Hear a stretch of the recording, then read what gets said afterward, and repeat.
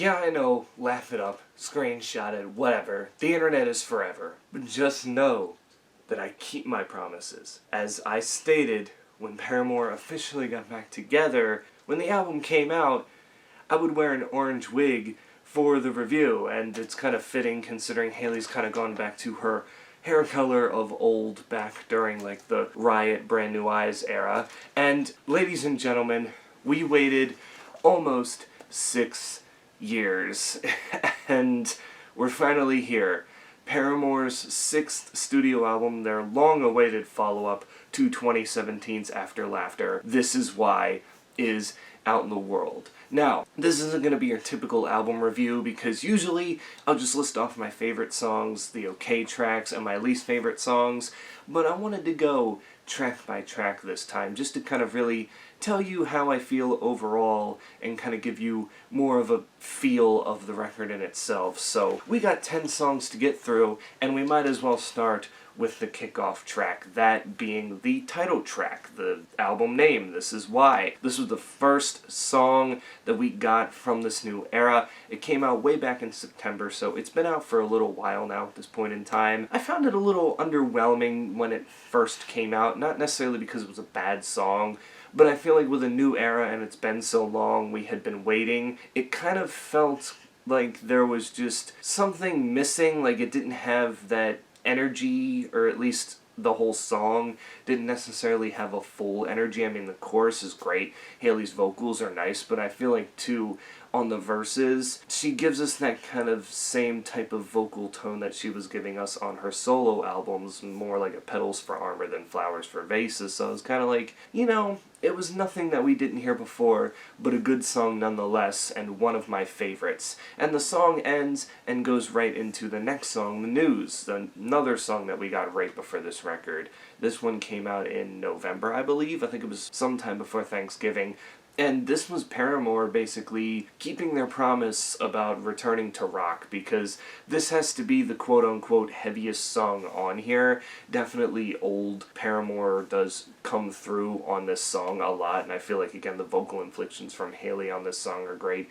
Getting more and more political, which is something we had never seen in any of their songs before. So, The News, again, one of my favorites, absolute banger, probably my favorite off of this record. Then we get into the third track, Running Out of Time. They didn't technically release this one before the record, they just sang it live at one of their, I think it was like album listen parties, and I didn't want to, go and listen to it because I'm like, that's the live version. I'd rather wait to hear the studio version, and again, this one was nice, it was fun. It's kind of more of a funnier song about how Hayley's always late to, the studio or something like that because something always ends up happening, or maybe she just sets her alarms so many times but yet she doesn't feel like getting up. Like, it's just that kind of song. Very relatable for many people. I mean, I can just, get up out of bed and be awake and fine. I'm an early riser for whatever reason. I guess it's all those years of going to school, and my current job now, I have to get up quite early in the morning, so that's just me. But again,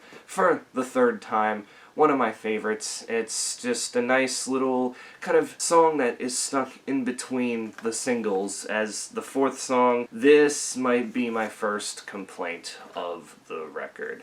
It's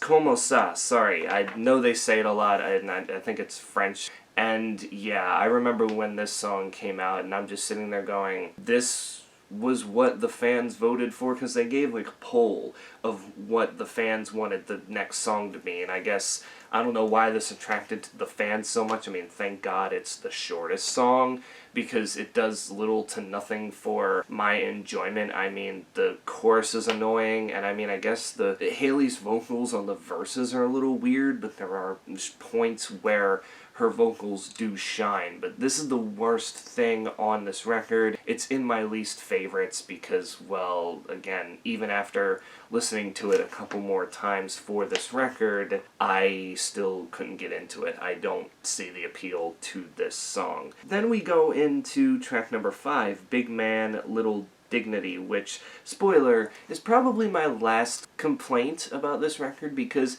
I don't hate this song. It's a good song, to say the least, and it's definitely a refresher from the song that came before it. But again, this one to me is not too much to write home about. I mean, that's just kind of where it is, smack dab in the middle. It's just okay to me, and I think I'm better off not hearing it if I wanted to, but also, if I'm playing this record all the way through, I wouldn't skip it. It's just, again, I don't know. I guess for me it just doesn't fit the atmosphere of the record as much as these other songs do. Then we get into the 6th track, You First. This is when the intensity starts to kick back up a little bit. It's very, very nice. It's got that interesting little beat at the beginning of it. It's just kind of reminiscent of what Paramore was doing during their After Laughter days, and now very, very nice song. On to my favorites. Then we have Figure 8. The chorus does carry this song a lot, but also it's not a bad song. One that I really, really like. I think Hayley's vocals here are just so fantastic. Like, I think that this isn't the best vocal performance from her on this record. We're getting there, but for the most part, the tone is very, very perfect. So, again, another one in the favorite column. Then track 8, we have Liar. This one kind of references her relationship with Taylor York. As spoiler alert, I don't know if people know this, but they did come out and say that they are, together as like a couple, and I guess this is Hayley's way of saying, like, I've said this and this, and, I'm basically lying about that stuff. Not in, like, bad things, but, kind of like, there's just certain things in relationships, the little things, where it's like, yeah, I'll do it, I'll keep up with it, and you just end up not doing that and basically just lying to your spouse, but it's not the kind of lying that would, like, ruin a relationship in a way. Plus, Taylor seems like a very understanding guy, so probably doesn't bug him that much. But another song that ends up on the favorite list. Then we go into track 9 with Crave, my favorite chorus probably on this record because Hayley's voice shines the brightest on it. And to me, it really, really kind of, just goes and does its own thing, and it's a standout on the track, especially now that we're toward the end of the record, going down in the favorite column. Then we have the finisher, Thick Skull, and I'm always interested to see how Paramore finishes a record, because there's been times where they'll kind of, start soft and get, heavier, like the song My Heart off of their debut record, or maybe they'll just go like, boom, full-fledged in your face, like Riot, or even in Brand New Eyes' case, even though All I Wanted, I guess, falls under the category of, starting kind of slow and then picking it up. And then, of course, the past 2 records, when you got Future and Tell Me How, they're a little bit more softer, even though Future does have an instrumental part that kind of punches you in the face. It's not too much, and it's repetitive, a 7.5-minute song,